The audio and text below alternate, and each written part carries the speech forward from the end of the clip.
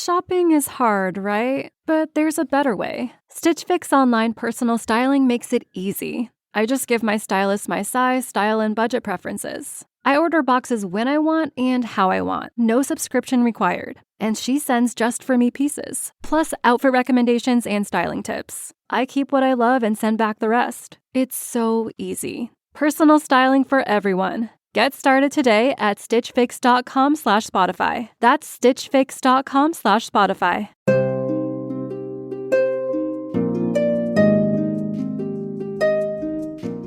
This is Fortune's Wheel, a podcast history of the late Middle Ages. A podcast where we take a look at the interconnectedness of our medieval past, the stories it holds, and how these stories directly shape the world we live in today. I'm your host, Jonathan. I want to thank everyone who's subscribing, downloading, and listening to the show, but a special thanks to those who are sharing it on Facebook, Twitter, and Instagram. We're still seeing great growth, and so much of that is owed to you. Thank you. This is our 7th episode of our 3rd season of the podcast, a season focusing predominantly on the chaos that erupted following the death of Canute the Great.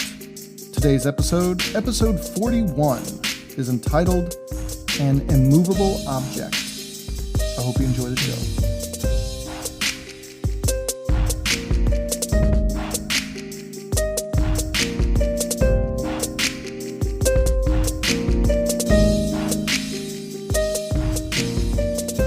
On October 29, 1050, the Archbishop of Canterbury named Edsig, the man who had crowned both King Harthacnut in 1040 and King Edward in 1043, a man who began his public rise to influence as a priest in King Canute's court, well, Archbishop Edsig, he died.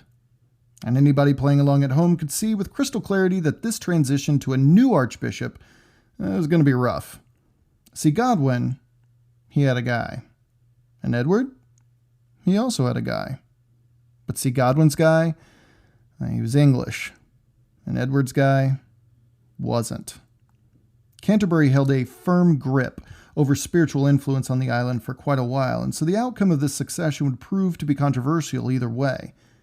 But to have an Englishman loyal to the kingdom's most powerful earl, and a Norman loyal only to the king himself, well, this was clearly a bad situation for all involved. This would come to be known as the Crisis of Canterbury, which for all intents and purposes is remembered less for the bit about the succession and more about what it triggers, occurring between Edsig's death in late 1050 and, well, let's just leave it at it lasting a couple years. A couple crazy, turbulent years, to be clear. With Godwine's nostrils already flaring as the kingdom was about to pass relatively quietly into the year 1051, his huffing was about to get a lot louder. See, way back in 1012, Edward's father, King Ethelred II, introduced the kingdom to a new tax to pay for a standing army with which to always be at the ready to fight Sweyn Forkbeard's Danish forces. This tax was called a herregeld, or translated to army tax. Well, this didn't exactly mean what we might think it means today. Army, Navy, these are two separate but co-equal branches of a nation's military forces today. But back then, it kind of strangely all wrapped up into one tax levied on the people to supply, well, anything the king requested with which to fight an invading force with. Soldiers, timber, food, metals, weapons, you name it. In 1051, with Normandy quelled somewhat since its young duke subdued any resistance at Valesdunes 4 years earlier, and the Danish completely occupied with Norway, well, what's the use of a herregeld anyway? Magnus was dead, so those mean letters from Norway stopped. What did England have to fear at this point? I mean, they weren't indestructible, and no one, not even King Edward, thought so.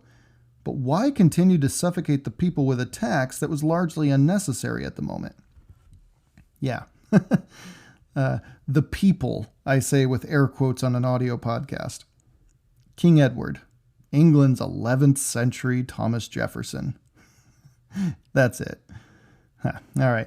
Okay, so Edward most likely didn't exactly have the people in mind when in 1051, just off the heels of putting a Norman up for the archbishopric in Canterbury and thoroughly ticking off his wealthiest and most powerful earl, well, King Edward abolished the 39-year-old tax, and Godwin was beside himself. Why, you ask? Well, Godwin's nephew was still fighting desperately for the throne of Denmark, which would not only pull the North Sea into some semblance of peace, but it would also catapult his family's prestige around Europe, especially if it was Godwin's navy that helped Svein Estridsson defeat the mighty Harald Hardrada in Norway. That Harald tax, it supported Godwin's navy. Godwin was able to keep a firm grasp on that navy and do what was in the best interests of the kingdom. But come on, who's this guy kidding anyway? In reality, Godwin was able to create, for all intents and purposes, his own navy, using resources and money collected from around the kingdom, not just Wessex. It was corruption par excellence on the level with the U.S. auto industry, only, with soldiers and warships. And don't forget that the previous year also saw Earl Harold Godwinson use what was left of his father's navy in England to defeat those Germanic pirates off the southern and eastern coasts of England. Edward didn't have a case to abolish the navy, that's for sure. But that's not what Edward did, was it? While Godwin's screaming about how Edward undermined the kingdom's safety by dismantling its navy, Edward could calmly sit back and insist that he didn't say anything about not having a navy. He simply revoked the Earl's powers to collect the antiquated tax. I just imagine Earls Leofrich and Seward stifling chuckles at this one. Besides, as we'll see, Earl Leofrich had his own issues with King Gruffydd ap Llywelyn on his Welsh border, and Earl Seward had Macbeth's Scotland all bent out of shape to his north.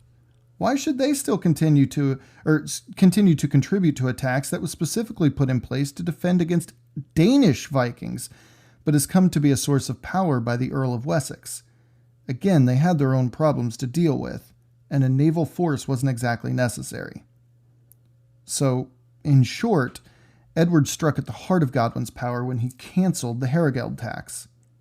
You can really see Edward coming into his own here in 1050 to 1051. After decades spent watching from afar, and then a couple years traipsing around the court of his younger half-brother, and then almost a decade with that crown on his head, Edward was well aware of Godwin to this point. And don't forget who Edward shared his marriage bed with. Godwin's daughter, the beautiful Edith Swanneck. She was actually an invaluable member of Edward's inner circle and simply cannot be dismissed as, quote-unquote, just a quiet queen in the background of Saxon history. I contend that without Queen Edith, Edward just doesn't succeed, period. She helped him dress properly after he just spent 20 years wandering the world calling himself Alexander Supertramp, and she was also instrumental in teaching him the importance of the church in England, too, even skillfully undermining the king at times to make him seem like a benevolent king when he clearly had chosen to be seen as the opposite. In hindsight, depending on whose side you were on, that is, Edward could have made a different power play to show his superiority over Godwin, but this certainly afforded the king a level of appreciation on the part of the common folk around the kingdom, as the alleviation of any tax is preferable to actually having a tax in the first place. However, Edward didn't necessarily require a majority vote of the populace to stay in power. In the 11th century, approval of your most notable and noble families was all the vote you really needed, and Edward just flushed his most powerful vote straight down the tubes with this move. So what does this all have to do with a new archbishop in Canterbury? Good question. It has everything and nothing to do with the Archbishop of Canterbury. So Edward boots out Sweyn Godwinson in 1047 for briefly allying himself with an enemy of the kingdom and, stealing an abbess. He distributed Earl Sweyn's lands between Earl Harold Godwinson and the brother of the Danish king, Earl Bjorn Estridsson.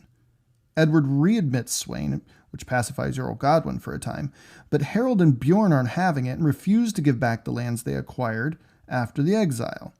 Sweyn returned, but ends up killing Earl Bjorn Estridsson, so Edward gave him the ultimate boot and declared him a Nithing, further separating him from his Earl of Wessex. At this point, Sweyn Godwinson was a lost soul, a man without a name, a human without his humanity. Sweyn was reduced to an animal, essentially. Edward pushed harder against Earl Godwine and then canceled his tax that supported Godwine's navy, thus removing a possible naval force that could be used against the crown. See, Godwine was undergoing an extremely slow neutering between 1047 and 1050. Context is key. In all things all the time, context is key. This context, this was the situation that Archbishop Edzig died. For 8 years, Edward had been under Godwine's thumb. Godwine pushed his way into the naming of the earls. He pushed his way into the protection of the coastlines.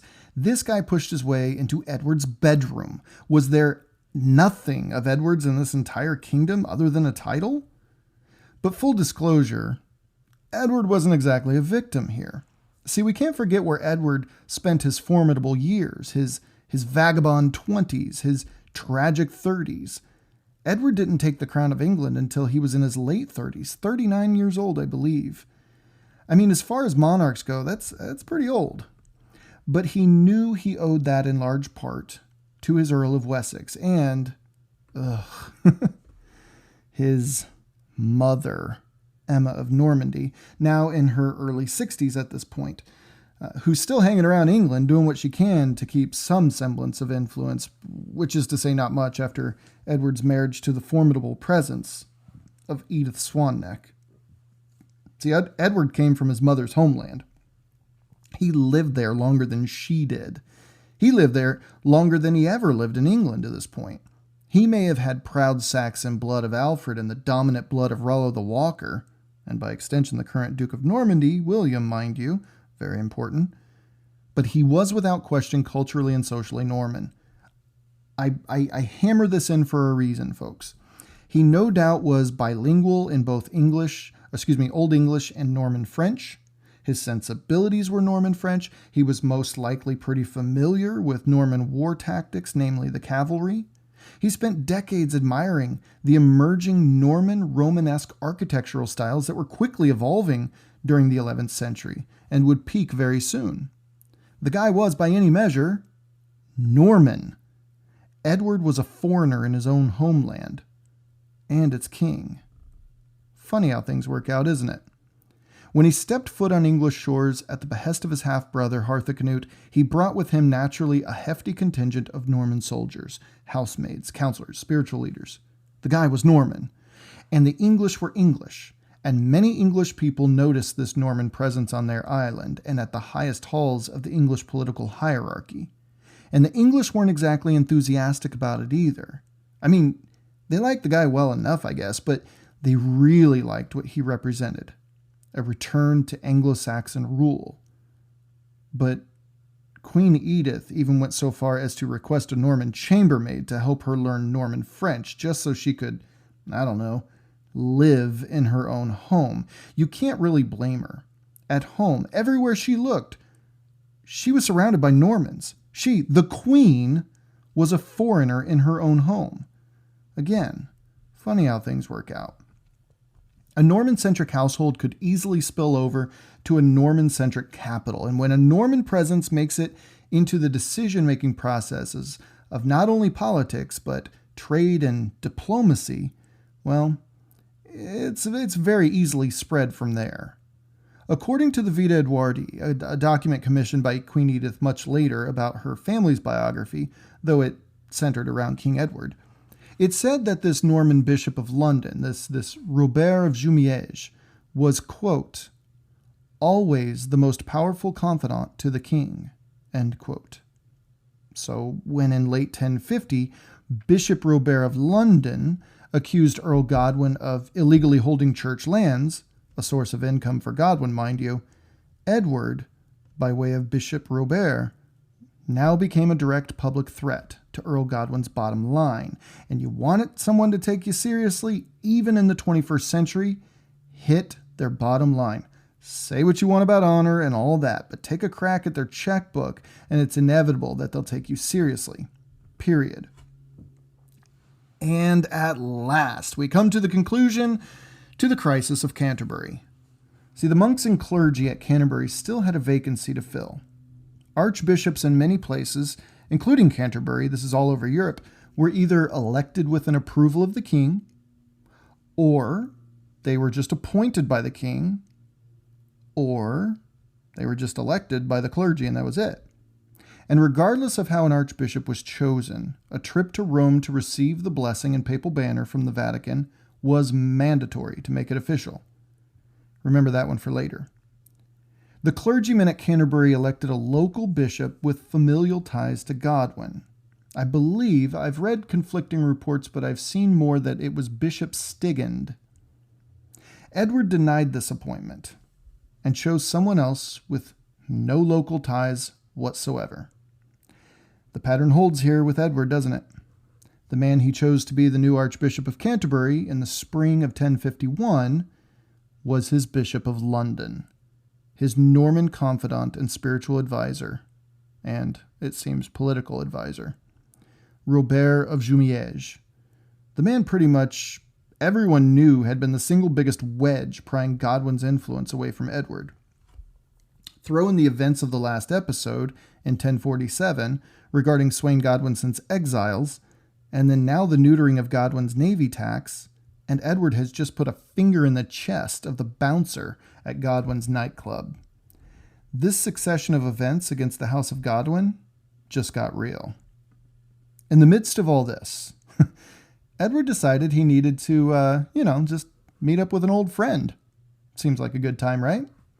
And into London walks one magnificent mustache.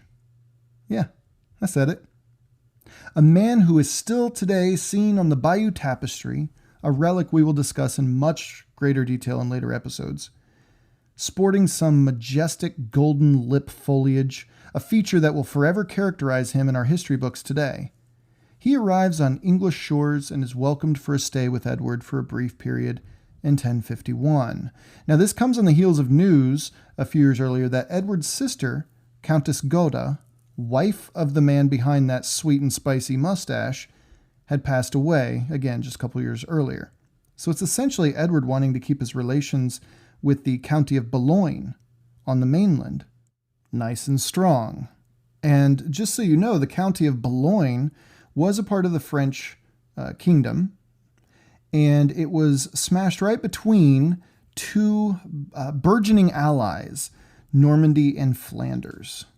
This all plays into how this is unfolding here. So here we go. Before we continue, though, it's worth remembering what exactly is at play here. Again, Edward's sister Goda had been married to Count Eustace II of Boulogne, tying the House of Wessex to the House of Flanders-Boulogne. Godwin was tied to the House of Flanders, or simply the House of Baldwin, by his third son's marriage to Count Baldwin V's half-sister, that is, Tostig Godwinson, to Judith of Flanders. Judith of Flanders was the daughter, though, of Eleanor of Normandy and cousin of William, Duke of Normandy. And speak of the devil, despite the papal objections, Duke William had just married Count Baldwin V's daughter, Matilda, loosely tying Godwin to Normandy too. Again, please do not dismiss the power of medieval marriage. You see how just complex some of these connections and these allies become. But last but not least, our village idiot, Sweyn Godwinson, had been quarreling with a man who was an original member of King Edward's entourage to England in 1041. Edward's nephew, to be exact.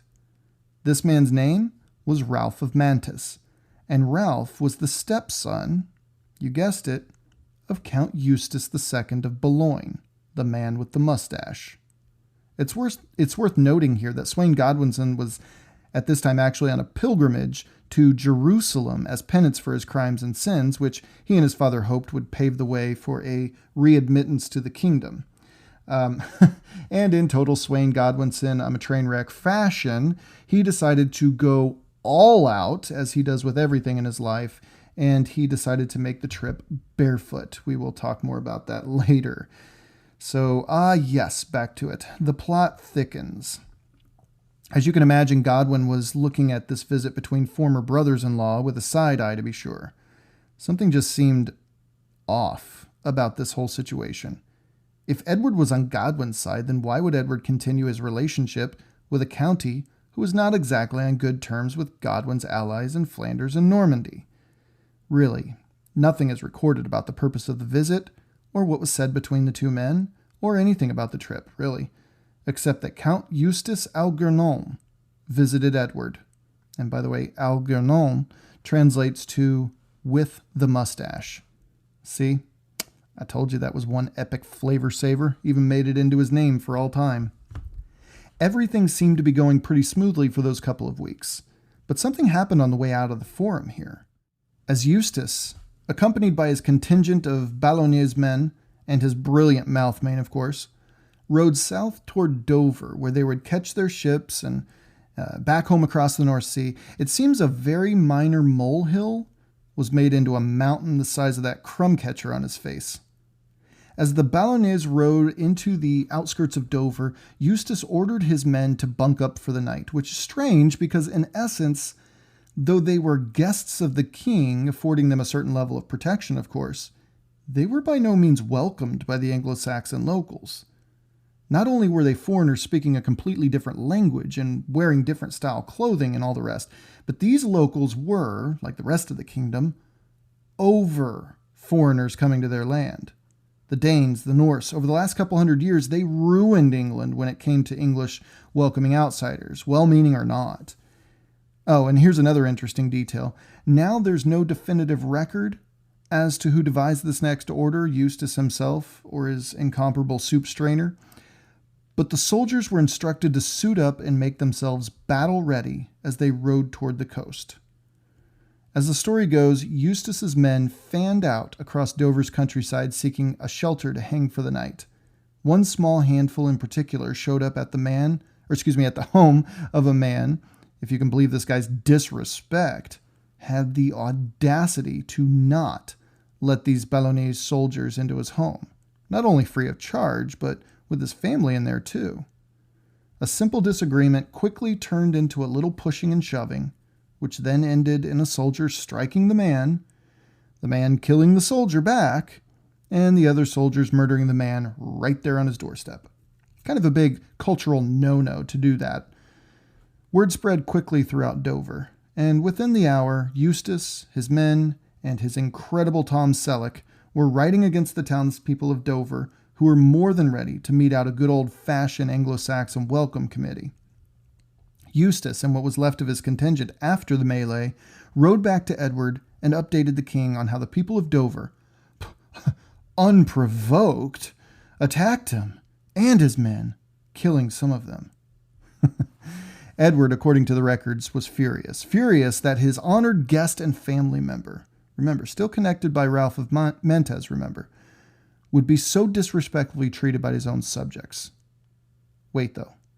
The people of Dover weren't just Edward's subjects.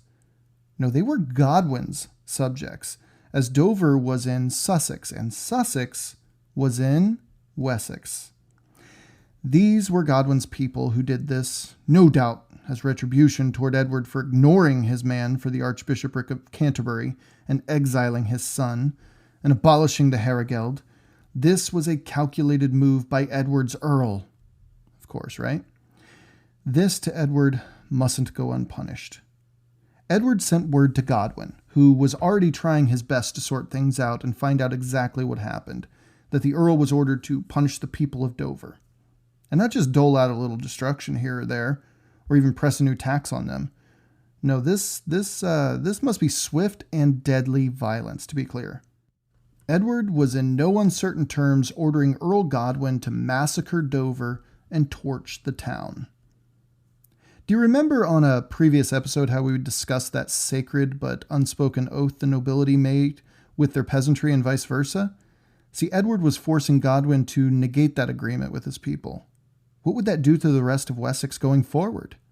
Would they embrace their Earl and his family in the same way that they had before the massacre, even when every story except for Eustace's to Edward coming out of Dover was that the townspeople were merely defending themselves? Right or wrong, Edward was once and for all forcing Earl Godwine's hand.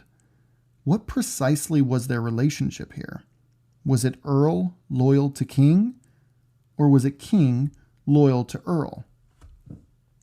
As Edward stood firm, Godwine chose to reverse the challenge.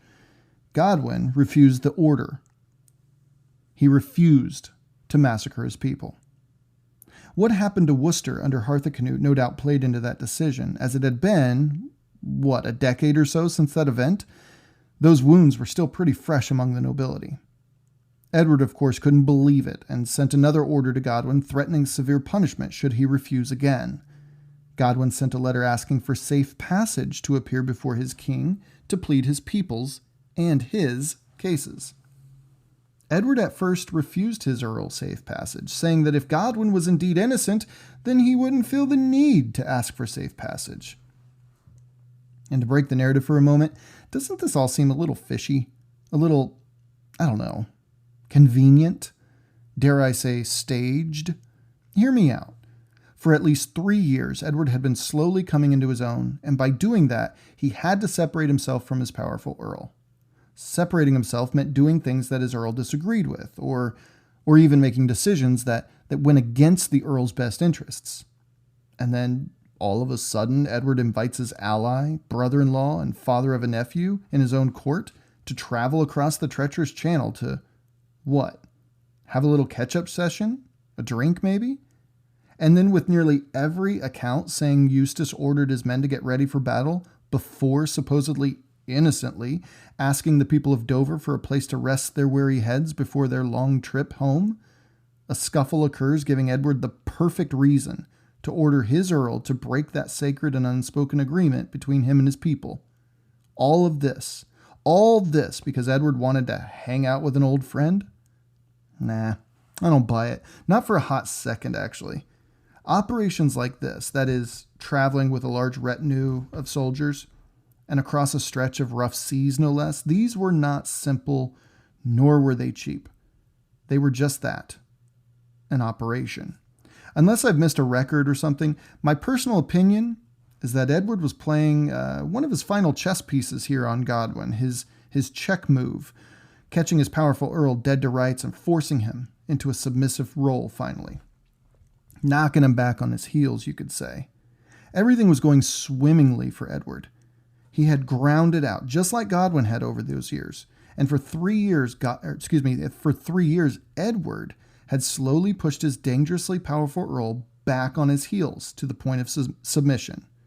Godwine didn't have an answer to Edward's moves, and here's the lesson for all of us. When you push someone to the point where they're about to lose everything, that's when people either cower and succumb to fate, or they rise and make a bold stand. At this point, in the days after Dover, Edward had presented himself in a new light, not just to his Earl of Wessex, but to the entire kingdom. Edward was king, and he refused to concede. He refused to budge any longer. King Edward had become an immovable object, and it was here in September of 1051 that the King of England, he was going to make some moves toward his powerful earl. Moves that, again, seem really convenient. Moves that shake the foundations. And things would begin to pop up here and there that cause people, still today, myself included, to question Edward's motives this entire time. What comes next doesn't put the future saint, Edward the Confessor, in a very good light at all. I hope you enjoyed today's episode detailing Edward's initial endgame against the formidable House of Godwine. Please continue to subscribe and share the podcast on your favorite podcasting service or app. You can find me on Facebook, Twitter, and Instagram, and you can contact the show with questions, concerns, topic suggestions, and yes, even corrections, as I'm certainly humble enough to know that there will be unintentional errors along the way, and I would love to correct them, but I need your help. But you can reach me at fortuneswheelpodcast@gmail.com. Also, I encourage you to become a Patreon supporter for just a couple bucks per month. You will receive perks such as bonus episodes and shoutouts on the show, to name a couple. My goal for this podcast is to be 100% ad-free and self-sustaining by the end of the year, and I appreciate everyone who is helping to make this possible. Thank you. On the next episode, we will take a look at what happens when immovable objects refuse to budge. Remember, to be immovable is a choice, and being king, Edward most certainly had a choice. And speaking of choices, you can tell a lot about a person by looking at how they choose to spend their time. And I want to thank you for spending your time learning about our shared history here on Fortune's Wheel Podcast. Until next time.